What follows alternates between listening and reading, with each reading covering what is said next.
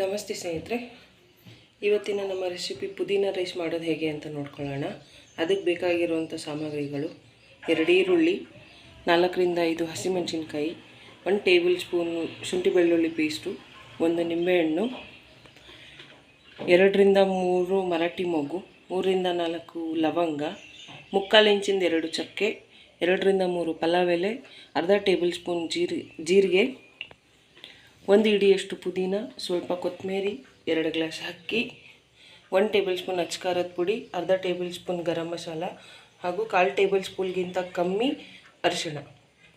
ಈಗ ಮಾಡೋದು ಹೇಗೆ ಅಂತ ನೋಡ್ಕೊಳ್ಳೋಣ. ಕುಕ್ಕರಿಗೆ 5 ರಿಂದ 6 ಟೇಬಲ್ ಸ್ಪೂನ್ ಎಣ್ಣೆ ಹಾಕ್ಕೊಳ್ಳಿ. ಈಗ ತಗೊಂಡಿರೋಂಥ ಚಕ್ಕೆ, ಲವಂಗ ಹಾಗೂ ಮರಾಠಿ ಮೊಗ್ಗು, ಪಲಾವ್ ಎಲ್ಲ ಹಾಕ್ಕೊಳ್ಳಿ.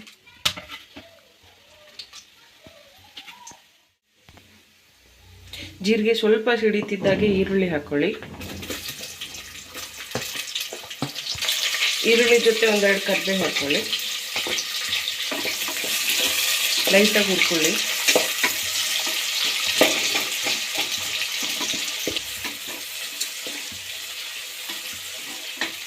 ಈರುಳ್ಳಿ ಲೈಟ್ ಗೋಲ್ಡನ್ ಬ್ರೌನ್ ಹಾಕ್ತಿದ್ದಂಗೆ ಹಸಿಮೆಣಸಿನ್ಕಾಯಿ ಮತ್ತು ಶುಂಠಿ ಬೆಳ್ಳುಳ್ಳಿ ಪೇಸ್ಟ್ ಹಾಕ್ಕೊಳ್ಳಿ.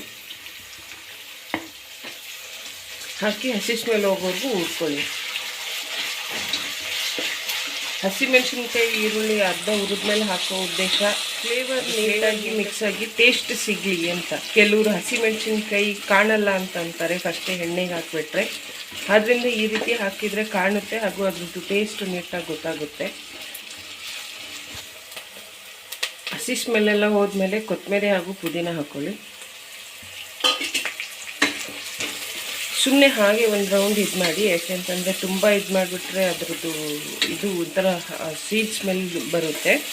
ಪುದೀನದು ಹಸಿ ಸ್ಮೆಲ್ ಬರಲ್ಲ. 1-2 ಸತಿ ಕೈ ಆಡಿಸಿದ್ಮೇಲೆ ಖಾರದ ಪುಡಿ, ಗರಂ ಮಸಾಲ ಹಾಗೂ ಅರಶಿನ ಹಾಕ್ಕೊಳ್ಳಿ. ಹಾಕಿ ನೀಟಾಗಿ ಹಸಿ ಸ್ಮೆಲ್ ಹೋಗೋವರೆಗೂ ಹುರ್ಕೊಳ್ಳಿ. ಕೊತ್ತಂಬರಿ ಮತ್ತು ಪುದೀನಾನ ರುಬ್ಬಿ ಕೂಡ ಮಾಡ್ಬೋದು ಸ್ನೇಹಿತರೆ.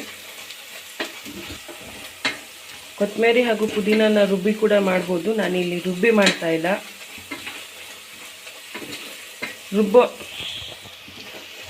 ರುಬ್ಬಿ ಮಾಡೋ ಅಂಥವ್ರು ಕೊತ್ತಂಬರಿ, ಪುದೀನ ಹಾಗೂ 1-2 ಬೆಳ್ಳುಳ್ಳಿ, ಶುಂಠಿ ಇಷ್ಟನ್ನು ಪೇಸ್ಟ್ ಮಾಡ್ಕೊಳ್ಬೋದು.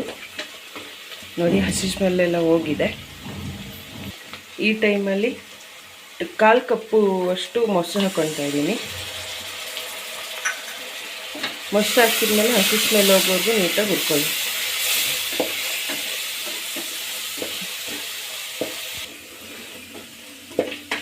ಮೊಸರಿಂದ ಹಸಿ ಸ್ಮೆಲ್ ಹೋದ್ಮೇಲೆ ಅಕ್ಕಿ ಹಾಕ್ಕೊಳ್ಳಿ.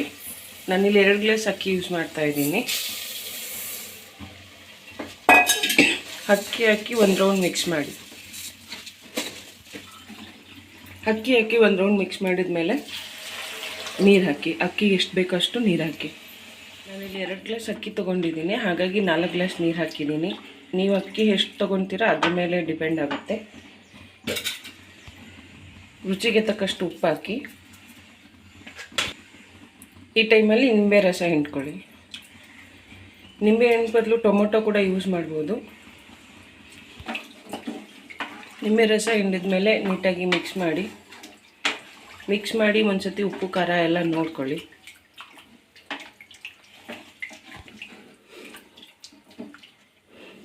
ನೋಡಿ, ನಾನಿಲ್ಲಿ ಉಪ್ಪು ಖಾರ ಎಲ್ಲ ಅಡ್ಜಸ್ಟ್ ಮಾಡಿದ್ದೀನಿ. ಅಡ್ಜಸ್ಟ್ ಮಾಡಿದ್ಮೇಲೆ ಮುಚ್ಚಿ 1 ವಿಷಲ್ ಕೂಗಿಸಿ.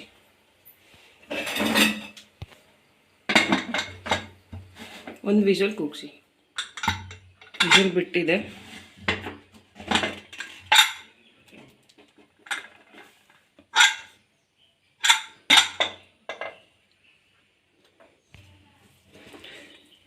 ಪುದೀನ ರೈಸ್ ರೆಡಿಯಾಗಿದೆ ಸ್ನೇಹಿತರೆ.